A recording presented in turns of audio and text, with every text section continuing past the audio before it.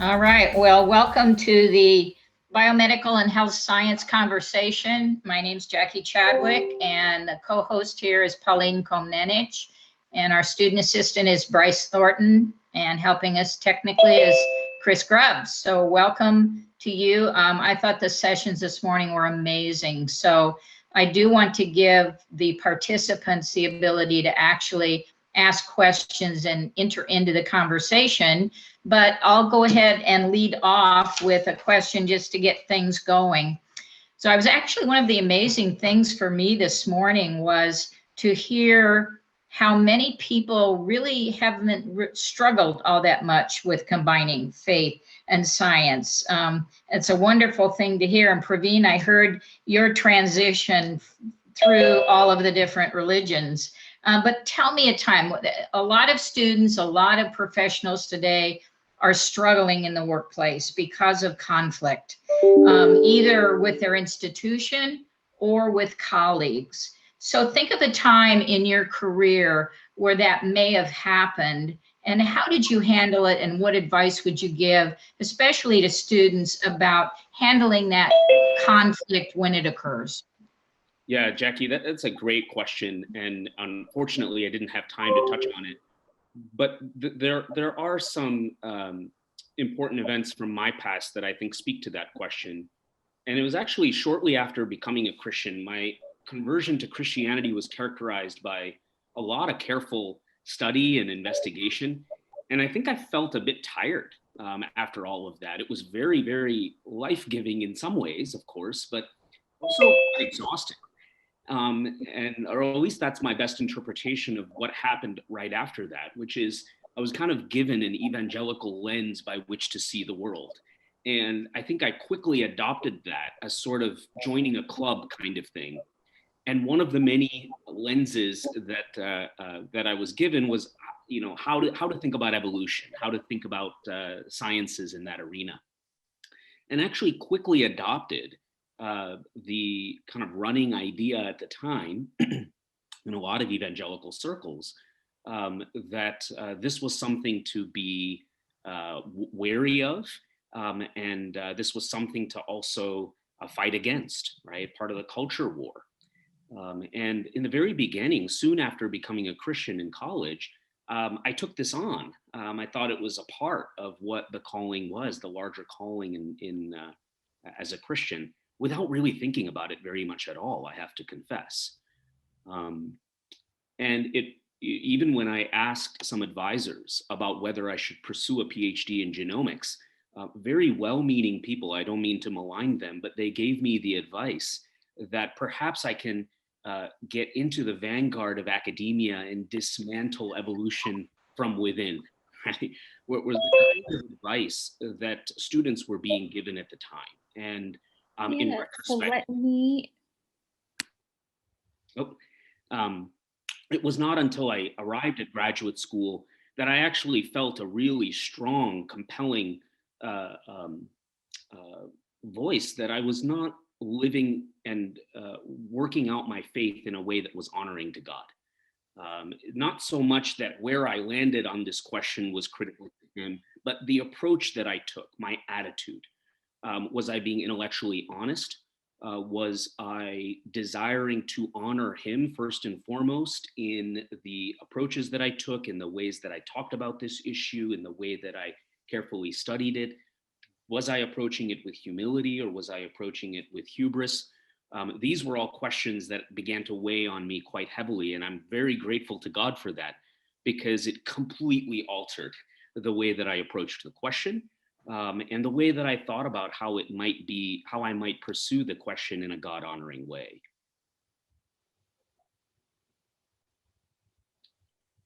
That's very helpful. How about you, Bill? Did you ever meet obstacles along the way? Yeah, I'll say a few things, Jackie. Yeah, in the beginning of my career, in graduate school and postdoc, and from the time I came to Stanford as a faculty member, I mostly related my faith to my fellow scientists, person to person, and mostly just in being truthful about what I did. like I'd tell people I was at church Sunday morning, or I had plans to be at church or whatever, and people, found out I was a Christian. And, that would elicit a number of reactions, some positive and curious, some negative. But it was done in the context of relationship where they knew who I was as a person, and I would not be pigeonholed, which I really appreciated. That changed in 1997. That was a pivotal year for me because I was invited to be a speaker at the first Veritas Forum that was ever held at Stanford. And so I kind of had to decide, am I willing to have my name plastered up on, flyers around campus for this kind of event? And I struggled with it and actually prayed about it. And in the end, I could not think of an honorable reason to say no. So I said yes. And, it was with some trepidation. I worked harder on that talk, by the way, than I have on any talk I've ever given in my career. But it opened a lot of doors for me. I had a lot of interesting conversations after that, both on very positive sides and on somewhat negative sides. And interesting that some of the negative encounters were on the Christian side.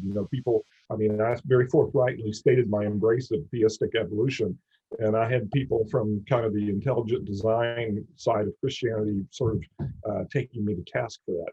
So, but it's been very positive. So that's 24 years ago now, and I now give talks regularly on science and faith issues to public forums. Sometimes at secular universities, sometimes at Christian universities, sometimes at seminary, sometimes to informal groups.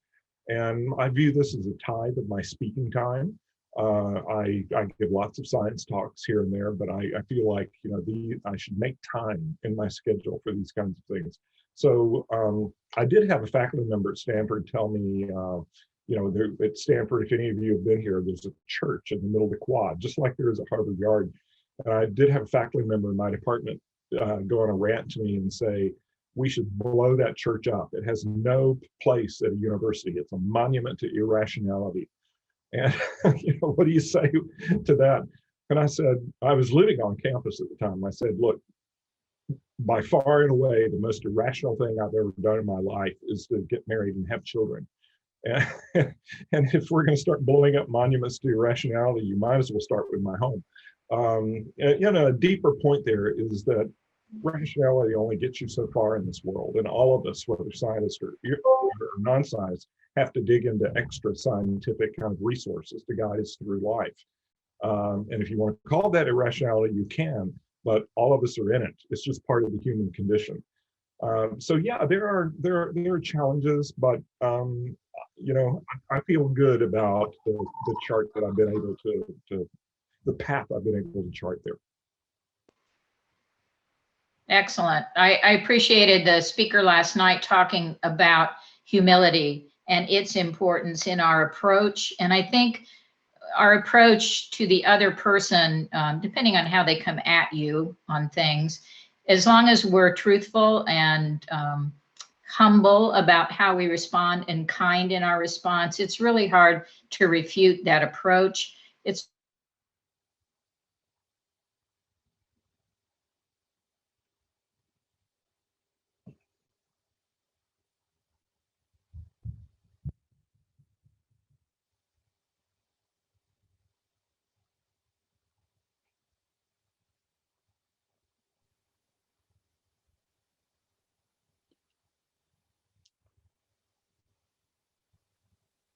Did we lose Jackie, or is this just me?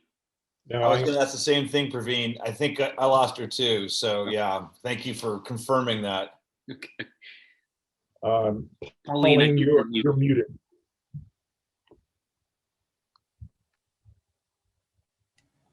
I'm sorry. I lost Jackie also. I'm not quite sure what happened here. But I think it, when she was talking about humility, that truly did strike me. It really hit to the heart of things. I think I've been very timid about sharing my faith. Although I belong to, I'm a nurse and I belong to the Nurses Christian Fellowship, and I've been very involved with it over time. I support a local, it's called Duet Partners in Health and Aging, and I'm really committed to family caregiving of older adults. That's where my heart moved to as I was taking care of my own father for over 16 years. But that's where my faith became increasingly important.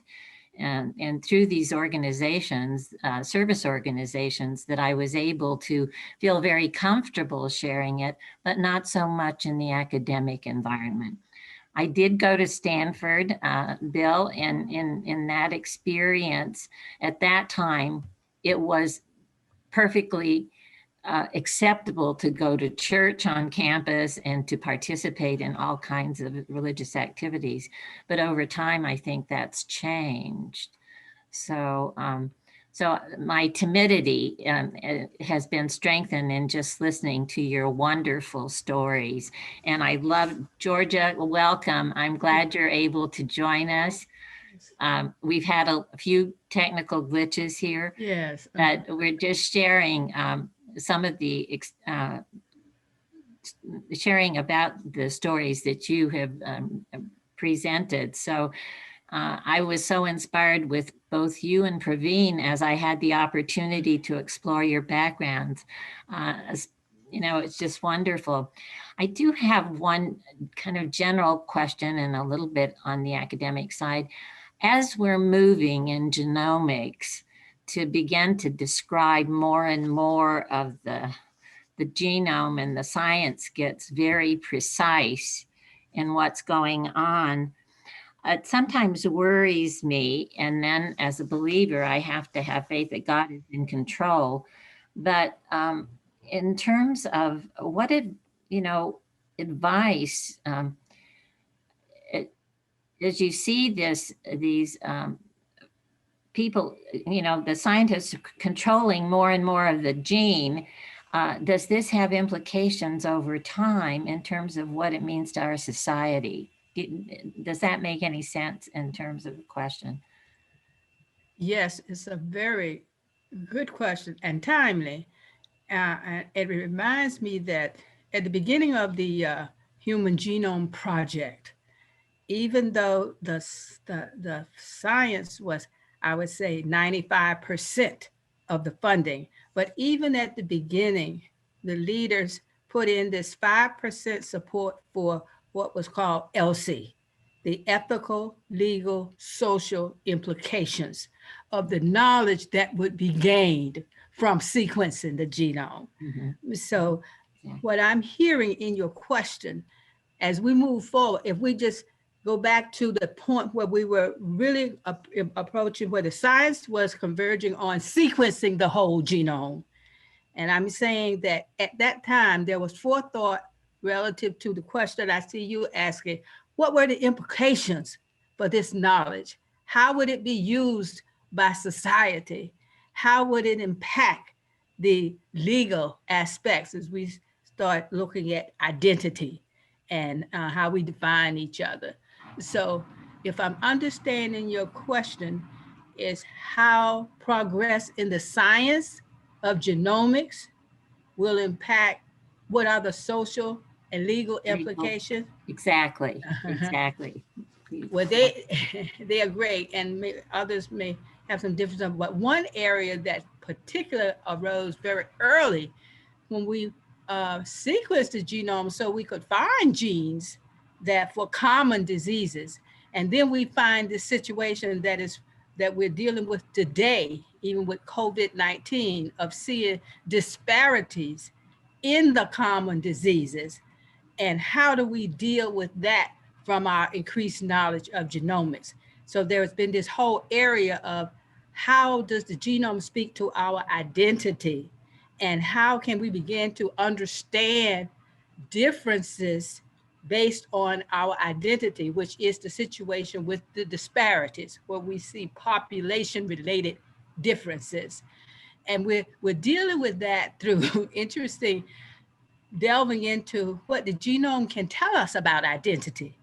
And this has led to a big area, and many persons have actual economic interest in the whole area of ancestry, using the genome to delve into ancestry and what can we learn from the genome about identity in terms of our origins. And it raises interesting questions when we define ourselves by our ancestry, because we have grouped ancestry based on origin, continental origins, by and large, from the Genome Project. But this, if you would say, this ethnic or racial definition presents problems for biology. And the genome shows it first of all, because we are all unique, even though we belong to groups, we're unique. And at the biology level, at the molecular level, biology is looking at us from the molecular level of whatever disease or gene we're looking at. So while we go into it from the, I'll say the surface level or the phenotype or your population group, we can't begin to use the power of the genome except we translate that group to a molecular level for the individual, which led to this whole area of personalized medicine, where we actually have to use how the genome looks at the biology that you're interested in order to diagnose and treat. I don't know if I'm answering your question or getting around it. So I guess the short answer is genomics is forcing us, first of all, to recognize that our level of looking at each other in groups is too crude a level of investigation to ferret out the knowledge that's given to us in our genome, which defines us at the level of the individual, and even that the individual at the molecular level. To find a gene in the individual, you have to have the power of delving into the deep structure, if you will, of the genome. And so that's one of the things. I don't know, Praveen, you were with Francis and you have, I loved your talk too, your story. So please. Please, Praveen, please. Yeah, sure, of course. Georgia, that was wonderful to hear you talk about, and a brilliant answer. I don't have anything to add to that perspective. I think that was very well stated by Georgia. I have an orthogonal perspective on this because I also hear in Pauline's question, and please correct me if I'm wrong, that there's a sense of growing fear sometimes in what science can accomplish.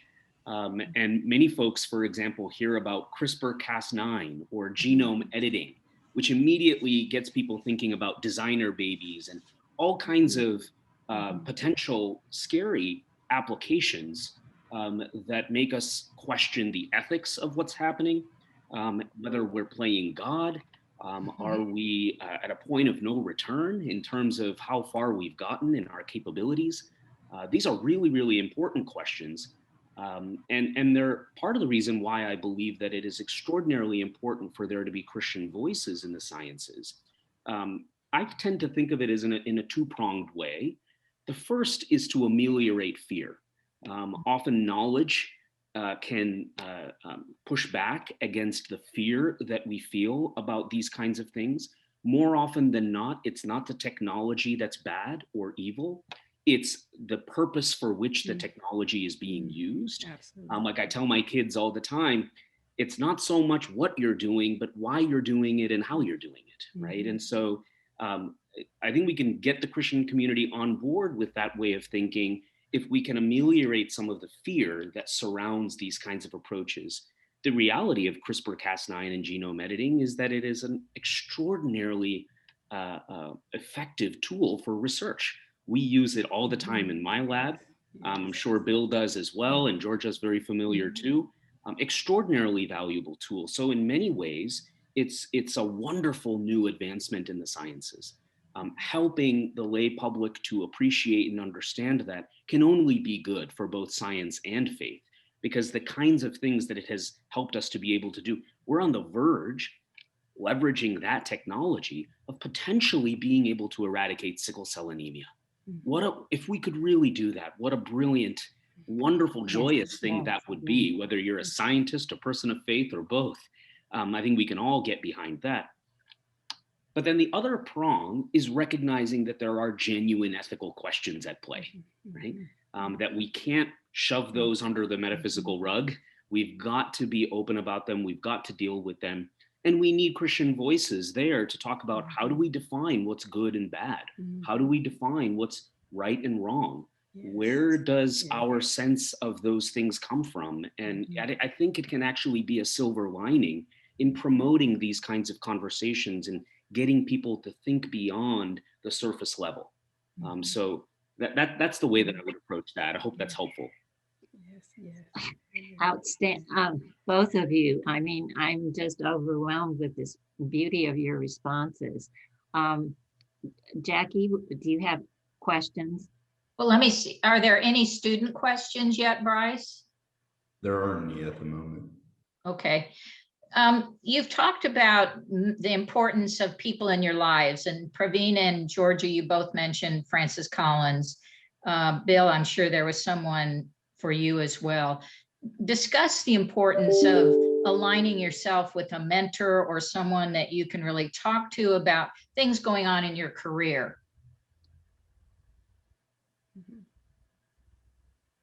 I'm very happy to do that, although I'd like to hear from Bill personally.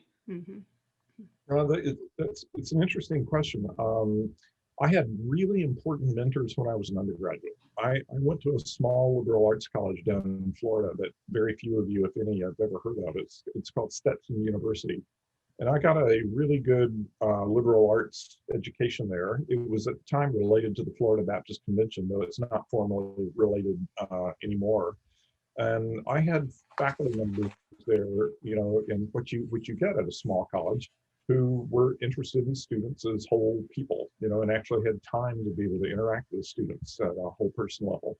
And while I was at Stetson, I was a physics major actually as an undergraduate, and I took courses in religion and in philosophy, and I had professors who helped me, you know, work through some of these issues about science and faith and being an academic, and constructive ways of looking at the world and thinking about my religious heritage and thinking about how it interfaces with the larger academic and social culture.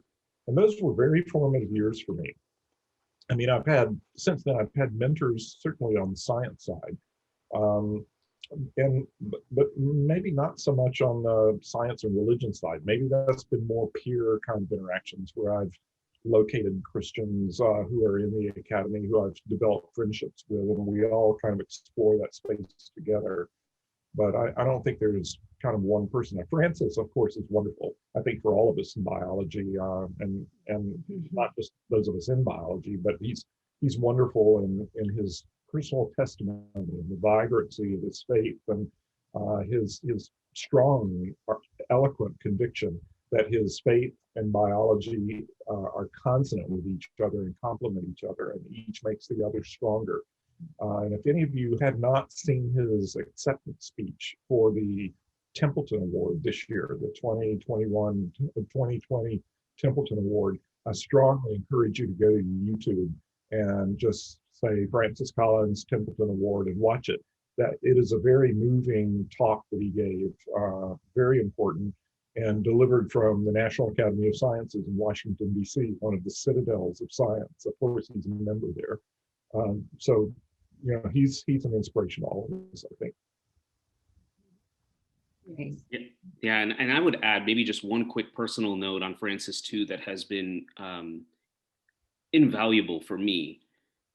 Oftentimes, people who are in positions of power, you're never quite sure what they're like personally and in private moments. And we often end up hearing about heroes that people have, particularly in the Christian community, and end up becoming gravely discouraged and disappointed when we hear about the ongoings of their personal lives and how it may not match perhaps the public persona. And when I'm tempted to be discouraged by that as well, Francis is one of those people who I'm reminded of how lucky I am, how blessed I really am to have had the privilege to have gotten to know him, both publicly and personally. On any given day, you know, Francis, when I was training with him, Francis might have been on the Hill, you know, talking to congressional leaders, might have been with the White House Chief of Staff, then might have been talking about me and my piddly unimportant paper. Maybe in the NIH clinic, meeting with patients and families, talking with NIH leaders about new initiatives. And of all of those things, by any measure, meeting with me was the least important. And yet you never felt that way. The time that he spent with you, he would be able to genuinely demonstrate his commitment to giving of his time, energy, effort, and expertise. It's a reflection of his humility, that you never found him treating a person who in the social hierarchy of the world was more important. You never found him actually treating it that way. And so that's a constant reminder to me as I pursue science and academia and as I have leadership positions, what kind of leader do I want to be? Always prioritizing people above things. If a student needs to talk with me, I might have 4 grant deadlines, but I'm going to talk with the student. And it's people like Francis who are always on my mind as I make those decisions, because they are a reflection of what it looks like to me to really worship and honor God in the motions of my work. Yes, and I would be remiss without also commenting on a personal note with Francis. So Bill and Praveen, a personal note, when I met Francis on one of my revisits to NIH after I had initially did my postdoc at the NIH in the Cancer Institute. But I met Francis because the Genome Research Institute that Francis directed, he initiated a program called VIP, which was really for visiting and investigating professors. And I met Francis.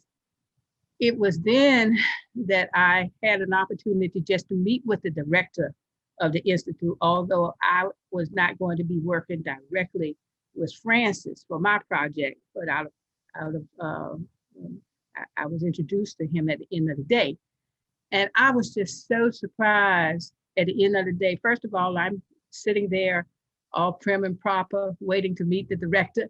And lo and behold, here enters Francis with his helmet, with his motorcycle helmet under his arm and his jeans. And he had just come in to meet with me. Totally not what I was expecting in terms of the personality. But the personal point is I learned from him that he had done a medical missions when he was in the service in Nigeria. And in doing that medical missions, being both an MD and a PhD, he was interested in the clinical side. He was studying diabetes mellitus. And he noted that classical type 2 diabetes in Nigerians often would not have the complication of obesity, which is a common association with type 2 diabetes in African Americans. You have obesity complicated with the diabetes. But he remembered when he was in Nigeria studying, treating, really out of his medical, treating diabetics, diabetic patients often were not obese. So here I was meeting the director just as a courtesy that the first day that I was at the Institute and meeting him. And he comes in, the director, first of all, very unclassical in his presentation in terms of his jeans and motorcycle helmet. But he comes in, and here is the director of the Institute who knows more about what my research is than what I know about his research, because I really wasn't going to be working with him, working with Brody, another investigator in the Institute. But my point is, he came in and he says to me, here's Georgia Dunstan from Howard University. Here's the director of the Institute asking me if I would be interested in working with him in looking at the genetics of type 2 diabetes in Africans. And he told me how this could be a win-win for us. He said, you're interested in the genetics of African Americans, which is rooted in Africans, and particularly West African. And I'm interested in the genetics of diabetes. So if we work together and get recruit samples from type 2 diabetics in Africa, we could both pursue our genetic interests. And so, I mean, this idea that here the director of the institute invited me, knew more about what I was interested in, and invited me to do a project with him where I had come to the NIH to be able to pursue. At that time, I had collected samples on breast cancer, and I was coming to look at what was going on in identifying breast cancer, working with another investigator. But anyway, that led to this project, what we named, actually one of the members of our group, Kate Berg, gave the intuitive and symbolic name of our project, was called ADAM. And ADAM was an acronym actually for Africa, America, Diabetes Mellitus. But it represented also the first collaboration between Africa and America in the mainstream of the genomics research enterprise. And it led me to be able to set up the National Human Genome Center at Howard University, where the person who I was able to recruit through Francis' help, genetic epidemiologist Charles Rotimi, was native-born Nigerian.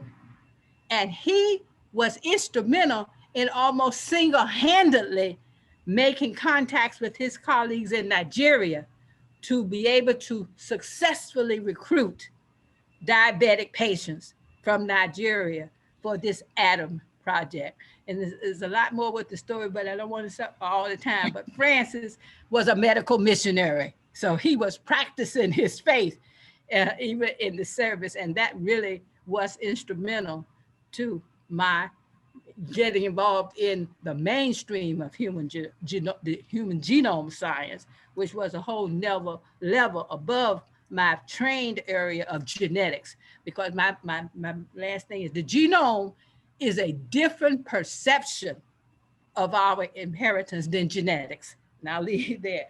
While genetics looks at the parts, the genome looks at the whole.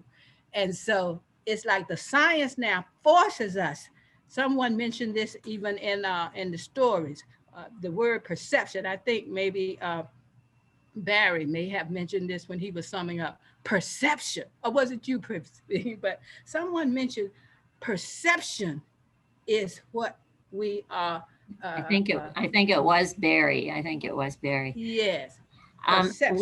We that is fascinating, and I get so excited when I hear you talk about your experiences at NIH. I was one of those rare people, as a so-called nurse scientist, who went to NIH as an extramural associate, and I found that humility was amazing. My mentor was a veterinarian, Dr. Bill Gay, and he was such a wonderful man and did some very interesting science, but it was a wonderful experience. We have a question in the chat room, and I think it might be, were you going to go ahead and state that question for us? Yeah, I can go ahead and read it. Okay, thank you. Andrea says, I was struck this morning by how many professors have publicly discussed their faith in science through books, talks, etc. As a trainee, I feel some pressure to be quiet about my faith in order to be accepted into academia as a credible scientist. What advice do you have for early career scientists in managing these conflicts or these conflicting feelings of wanting to share our faith, but also wanting to establish a career in academia? Do you want to respond to that, Praveen? Yeah, sure. It's a really good question, first of all, Andrea, and I just want to validate the question in and of itself. There are so many people thinking exactly that same thing and asking that exact same question, as have I and as do I still, right? So I want you to know you're in the larger club, okay? You're not on the outside looking in on this. You're right there. It's a challenging thing, but I think it speaks to a larger question about what it looks like to actually live out your faith in academia. And to me, I start with the premise that I'm not there to execute on some kind of secret project or agenda, right? And I really want that to be clear to the people around me. In my work, I'm there to pursue excellence in science to the best of my ability, right? And my job description is to not only pursue excellence, but then to teach the next generation to pursue excellence and to enjoy scientific discovery and to promote that from within academia and beyond. And what I have often found is that when I focus on what my job is, when I pursue excellence in my job, the people around me value me for that. And they respect me. They maybe even want to work together with me. And it's usually not until the 10th or 15th conversation that I have with them where they've already decided that this is a reasonable guy that I would like to work together with. I like his work. I like his approach. I like his rigor. That then they find out perhaps that I'm a scientist, as Bill mentioned. I mean, you can't talk to me for too long before realizing that, perhaps I'm giving a talk at church or whatever it might be. And at that point, the question comes from them. Wait a minute, how does that work? You're a scientist. In fact, a lot of your work presumes, evolutionary biology.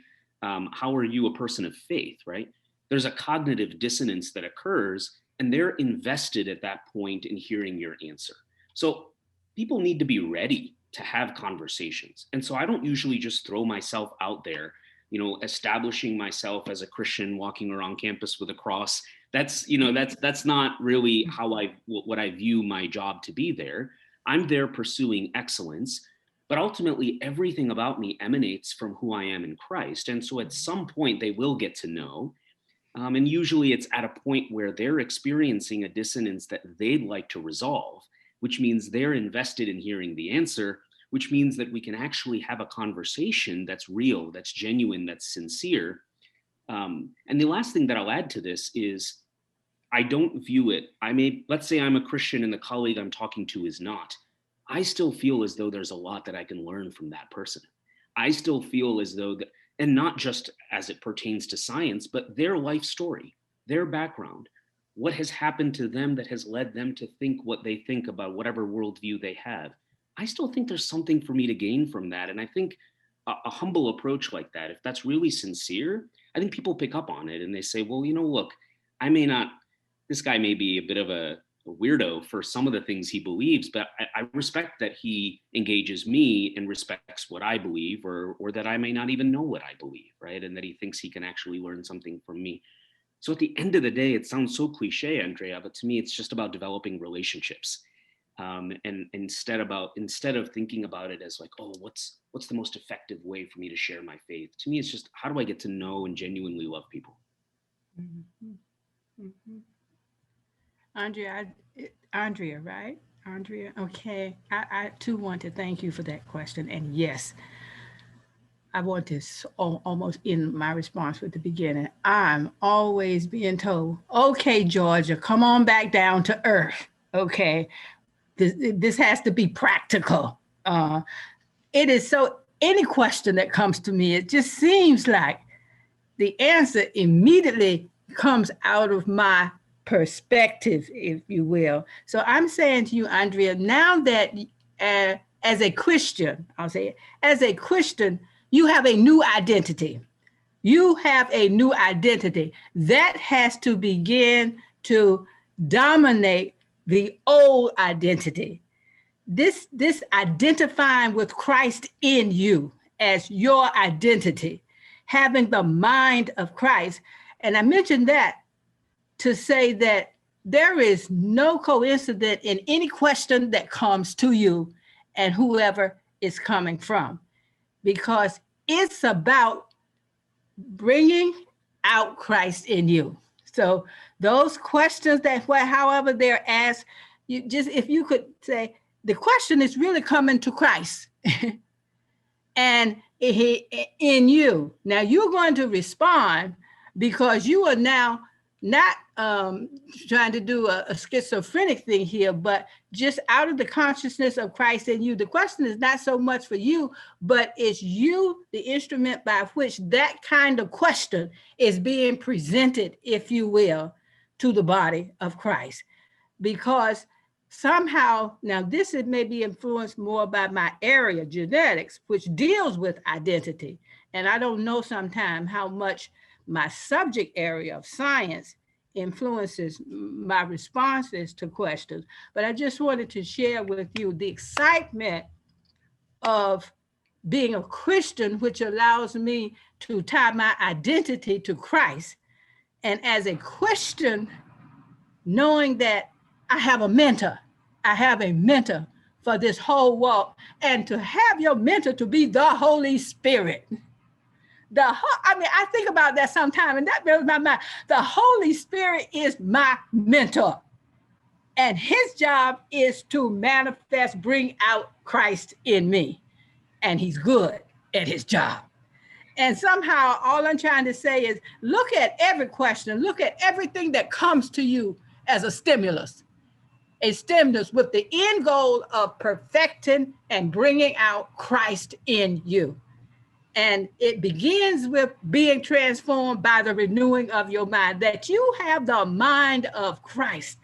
I don't see how you can be still. You have the mind of Christ. You have the Holy Spirit as your mentor. And for me now, my science, the genome, when I finally realized that this genome was made by God, my Father, was made by God, my Father. And I want to know what he wants me to do and what he wants to say in and through me to humankind about who we are. So the short answer is begin to think about questions that come to you, not so much as how you, the beautiful Andrea that I'm looking at here in the physical, but it's Christ in you that is going to have you to, the Holy Spirit have you deal with how you respond to that question. And it's all a part of perfecting you. So there are no wrong answers, there are no questions, no wrong answers, because he can work all things together for his end, which is a point of peace, hopefully. So if I can just, I think that Praveen and Georgia are very eloquent here, and Andrea and I see we have another question in the chat line along the same lines, wondering, Crystal, wondering whether she should be more cautious about speaking about faith until you achieve a certain professional stature. And I understand that that's the same kind of thing as Andrea, and I would validate the question as well. I experienced those things when I was in graduate school, for example, and was unsure of myself. And, I really had to face it very explicitly at one point, because I found myself when people would ask me what I did this weekend, I would avoid saying that I went to church. And I finally just decided that was ridiculous, that was a part of who I am. It's a key part of who I am. And so you just start by telling the truth about yourself and what you're doing. And as Praveen said, that opens up the possibility for conversations. You're not pushing anything. You're just telling the truth about who you are and being who you are. And that opens up the way for authentic conversations. And, I operated in that mode for a long time until my face started getting plastered in posters, talking about science and faith issues. And then it's kind of a different game. But I'll say there are alternatives, like Georgia's presenting an alternative, sense of this vibrant Christian faith. I think Georgia said, I don't see how you can stand still with the Spirit of Christ inside you, right? And I think the main thing is to be authentic, be who you are. And Georgia is obviously authentic who she is. Praveen's extraordinarily authentic in who he is. And, I hope I get into that ballpark at times. And I would just encourage you to do that too. I actually was the outside advisor on a PhD thesis defense at Stanford. And the outside advisor doesn't even read the thesis. The outside person just comes in to referee the thesis defense to be sure that university rules are followed. And it's typically someone outside of the field. And this was in electrical engineering, and it was a guy that I knew in the university graduate group at Stanford at the time, and I was the faculty advisor. He asked me to do this when I did it. He got to the end of his talk and started his acknowledgement slide, showing with his family and his colleagues in the lab and his thesis advisor. And then right there, his thesis defense, he said, and finally, I want to thank the most important advisor in my life, which is Jesus Christ. And, there was this silence. And I thought maybe the walls of the room would cave in or something. Wasn't sure what was going to happen. But, it turned out remarkably well because he was authentic. And, after the student finishes the defense, the faculty go in to, discuss and vote. And we did, and he passed. It was great. And the faculty were coming back out of the room, and one of these EE faculty turned to this guy's primary advisor and said, "I thought you were his primary advisor." The primary advisor answered with something extremely grateful. He just kind of chuckled and said, "Well, I don't mind playing second fiddle to Jesus Christ." That was just a group of faculty together, they're just conversation walking down the halls. So there are different ways to do this. And the main thing is to be authentic yourself and be humble, but don't be fearful to share who you are. You are unique, you're valuable, you have valuable experience and perspective, and don't be afraid. You don't have to wait to achieve some level of science in order to be who you are and be helpful to people. So just encourage you to just be honest and authentic in relationships, as Praveen said.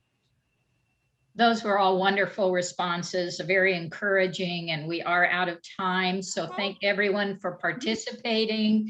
You're very inspirational, and I think what came across loud and clear is your love and commitment to science based in your faith in Jesus Christ.